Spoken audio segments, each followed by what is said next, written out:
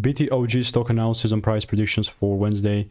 Is BitOrigin Limited stock a buy? I'll be breaking all of it down in this brief short 1-minute video. Now, looking at BTOG, this is actually quite sick. I quite like it. Pretty beautiful bullish market. Guess what? I'm looking to take it further higher now. Having done well over 43,000 videos, I've seen what's working, what's not for me. And practically speaking, last thing that I'm doing is randomly buying. So how would I approach this market? Well, actually not complicated at all. Like, I've got the first break.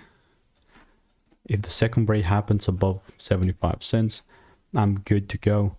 And in the meantime, whatever, like overall, like lower time frame, if there is a consolidation, nothing stopping me from buying more. But I'm just saying swing wise, overall rules must be met. And I'm just waiting for rules now. You know, it's pre-market, videos being made 6 a.m. So stay tuned. And if you want to get my money making emails and insights for free, click the first link in the description and I'll see you in the next one. Goodbye and enjoy.